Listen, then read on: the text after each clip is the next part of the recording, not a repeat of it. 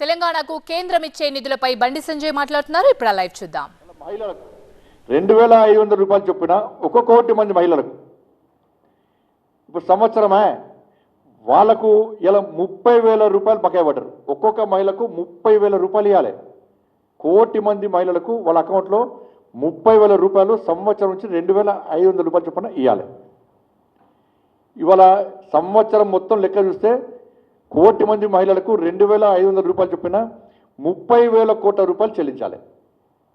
ఈ 30,000 కోట్ల రూపాయలు కోటి మంది మహిళలకు 2,500 చొప్పున జనవరి 26 నాడు చెల్లిస్తామని చెప్పి మీరు పక్కా ప్రకటించాలి. 6 గ్యారెంటీల హామీ ఇది. మహిళలు మీకు ఓట్లు వేసిర్రు, ఏడవైనా మహిళలు ప్రశ్నిస్తున్నారు. 2,500 రూపాయలు ఇస్తామంటే మేము ఓటు వేసినాం, ఒక్క పైసా ఇంతవరకు ఇవ్వాలని చెప్పండి. ఇక తులం బంగారం, స్కూటీలు, విద్యార్థులకు 5 లక్షల భరోసా కార్డు, ఇల్లు లేని ప్రజలకు ఇల్లు కట్టుకోవడానికి జాగా కోసం 5 లక్షల రూపాయలు, వృద్ధులు వితంతులకు ఆసరా పెన్షన్లు, వితంతులకు ఇవన్నీ కలిపి 4,000 రూపాయలు, ఇవన్నీ కలిపితే 1 లక్ష కోట్లు అవుతాయి. ఇవన్నీ కలిపితే 1 లక్ష కోట్లు అవుతాయి. ఎక్కడి నుంచి ఇస్తారు ఈ 1 లక్ష కోట్లు? ఎక్కడి నుంచి ఇస్తారు అంటే ఇవన్నీ 6 గ్యారెంటీలు హామీ. సంవత్సరం అయిపోయింది, మీరు సంవత్సరం లోపల ఇస్తున్నారు, మీరు సంవత్సరం లోపల చెల్లిస్తున్నారు. అంటే ఇప్పుడు రైతు భరోసా పేరుతో మోసం చేస్తున్న రైతులను ఇక మిగతా ఇయ్యమన్నట్టు. ఇక అంటే మిగతా వాళ్ళు స్థానిక సంస్థల ఎన్నికలు ఓట్లు వేయకండి మాకు. ఇక ఇటు రైతులను మోసం చేసిర్రు, మహిళలను మోసం చేస్తున్నారు, యువతను మోసం చేస్తున్నారు, విద్యార్థులను మోసం చేస్తున్నారు, వృద్ధులను మోసం చేస్తున్నారు. అంటే వాళ్ళందరి ఓట్లు వీళ్ళకి వద్దిగా. రైతుల ఓట్లొద్దు, మిగతాల ఓట్లు వద్దు. ఇలా ఇప్పటికే ఈ ప్రభుత్వం సంవత్సరం లోపల 70,000 కోట్ల రూపాయలు అప్పు తెచ్చింది. ఇలా అంతకుముందు బడ్జెట్లో ఏం చేశారు? ఏడాదిలో 57,000 కోట్ల రూపాయలు మాత్రమే అప్పు తెస్తామని చెప్పన్నారు. ఇప్పటికే 70,000 కోట్ల రూపాయలు అప్పు తెచ్చారు. ప్రతి నెల 10,000 కోట్ల రూపాయలు అప్పు తెస్తున్నారు. 70,000 కోట్ల రూపాయలు అప్పు తెచ్చింది ఇప్పటికే. ఈ లెక్కన 60 నెలల ప్రతి నెల 10,000 కోట్ల రూపాయలు చొప్పున అప్పు తెస్తే 60 నెలల్లో 6 లక్షల కోట్ల రూపాయలకు పైగా అప్పు తీసుకొస్తారు. పాత ప్రభుత్వం చేసింది ఏమన్నది గది 6 లక్షల కోట్ల అప్పు చేసింది.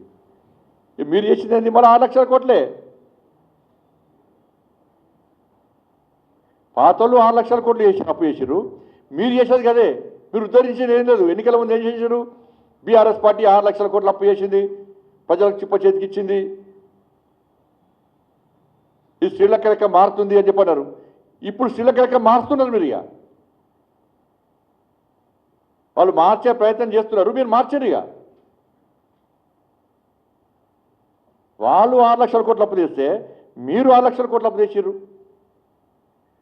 ఇప్పుడు ఇంకా 30,000 కోట్లు అప్పు కావాలని చెప్పి ఇలా ఆర్బీఐకి ప్రతిపాదన పంపారు. ఇంకా 30,000 కోట్లు. ఈ 70,000 కోట్లు కాకుండా ఇంకా 30,000 కోట్ల రూపాయల అప్పు కోసము ఆర్బీఐ దగ్గరికి ప్రతిపాదన పంపారు. ఏది? ఈ ప్రభుత్వం. కాబట్టి ఇదంతా కూడా మోసం.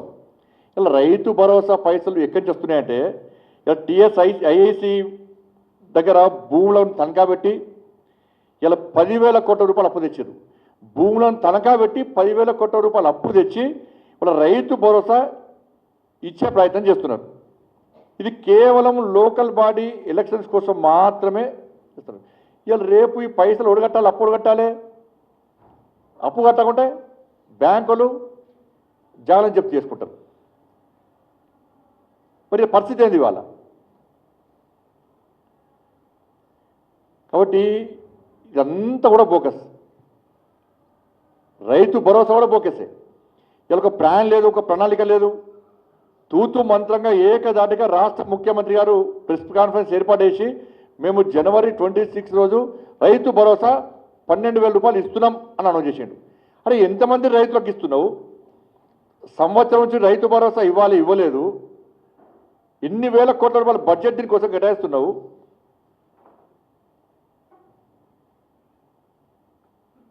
అంటే ఇక పాత పోయినట్టు, ఇక సంవత్సరం పాటు పోయినట్టే. ఇక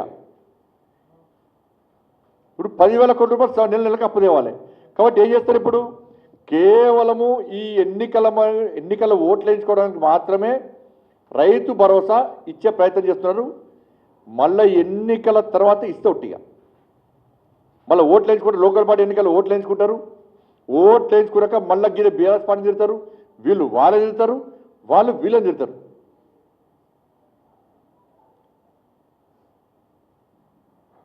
ఇవాళ మిగతా క్యాండిడేట్ సంగతి ఏంది? రైతులుగా ఓట్లన్నీ రైతులు మర్చిపోండి. కాంగ్రెస్ పార్టీకి రైతులు ఓటేసే ప్రసక్తి లేదు. ఎందుకంటే భరోసా విషయంలో మోసం చేసిర్రు, బోనస్ విషయంలో మోసం చేసిర్రు, మొన్న కొనుగోలు విషయంలో మోసం చేసిర్రు. వాళ్ళు ఓట్లు వేసే ప్రసక్తి లేదు. ఇక మిగతా వర్గాల గురించి కాంగ్రెస్ పార్టీ ఆలోచిస్తలేదు. వాళ్ళ ఓట్లు వద్దనుకుంటుంది కాంగ్రెస్ పార్టీ. మేము మహిళలకు 2,500 రూపాయలు ఇయ్యం, నిరుద్యోగులకు 4,000 రూపాయలు నిరుద్యోగ వృత్తి ఇయ్యం, ఉద్యోగాలు ఇయ్యం, వితంతు పెన్షన్లు ఆసరా పెన్షన్లు 4,000 రూపాయలు ఇవ్వం, ఉద్యోగులకు ఉపాధ్యాయులకు డిఏలు ఇవ్వం. ఒక డిఏ ఇచ్చారు, మళ్ళీ 5 డిఏలు అయినాయి. ఒక డిఏ ఇచ్చారు, 5 డిఏలు అయినాయి. మళ్ళీ పిఆర్సీ గురించి మేము మాట్లాడడం. కాబట్టి మీకు ఏ వర్గాలు ఓట్లేయాలి? కాబట్టి 42% బీసీ రిజర్వేషన్ ఇస్తున్నారు. అమలు చేసగానే ఓట్లు ఎలక్షన్ నిర్వహిస్తామన్నారు. మరి ఏమైంది? మరి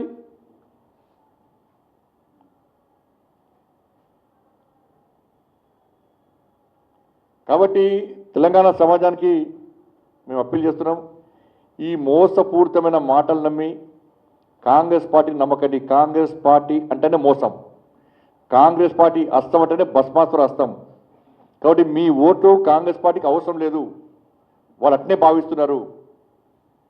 కాబట్టి స్థానిక సంస్థల ఎన్నికల్లో మీరు కాంగ్రెస్ పార్టీ గుణపాఠం చెప్తేనే, స్థానిక సంస్థలో కాంగ్రెస్ పార్టీని ఓడగొడితేనే కాంగ్రెస్ పార్టీ బుద్ధి వస్తుంది. పోనీ వాళ్ళ ఆధినాయకత్వం చక్కగా ఉందంటే వీళ్ళు నెలలకు పోతున్నారు, కప్పం కడుతున్నారు. ఆడ దానికి పైసలు వస్తున్నాయి. 14% కమిషన్ తీసుకోవడానికి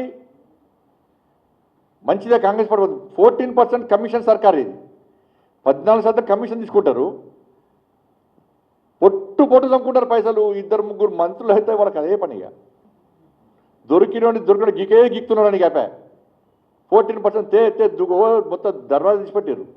ఇంకా ఫీజు రియంబర్స్మెంట్, పిల్లలు చచ్చిపోతున్నారు సర్టిఫికేట్ లేకుంటే, ఆ యాజమాన్యాలు కనీసం సిబ్బందికి జీతాలు ఇవ్వలేని పరిస్థితి, ఇళ్ళ కిరాయి కట్టలేని పరిస్థితి. ఫీజు రియంబర్స్మెంట్ 7,000 కోట్ల రూపాయలు ఇవ్వడం కూడా ఇస్తలేరు. 7,000 కోట్ల రూపాయలు. ఇంకా ఆరోగ్యశ్రీ పైసలు ఇస్తలేరు, హాస్పిటల్ ట్రీట్మెంట్ లేదు. మీరు ట్రీట్మెంట్ ఇస్తలేరా? ఆ కార్పొరేట్ హాస్పిటల్, మొన్న ఒక కార్పొరేట్ హాస్పిటల్ పోయినాం, రెయిన్బో హాస్పిటల్. ఎంత దోపిడీ అండి, ఎంత పెద్ద దోపిడీ రెయిన్బో హాస్పిటల్ది. 4 వచ్చి 3 పేషెంట్లు వచ్చారు, 30 లక్షల బిల్లు, 20 లక్షల బిల్లు. ఏంటంటే సార్ అక్కడ పోతే ఆరోగ్యశ్రీ పైసలు కూడా 10 చేస్తారు సార్, ఆ డాక్టర్ చెప్తేనే రెయిన్బో హాస్పిటల్ పోతే పొట్టు పైసలు సార్, ఇష్టం వసూలు చేస్తారు పైసలు అని. ఈ బ్రాంచ్లో పెడుతున్న కొత్త బ్రాంచ్లు పడేసి ఒక్కొక్క హాస్పిటల్ 2-3 కార్పొరేట్ ఆసుపత్రి 2-3 హాస్పిటల్ అయితే దోచుకునే.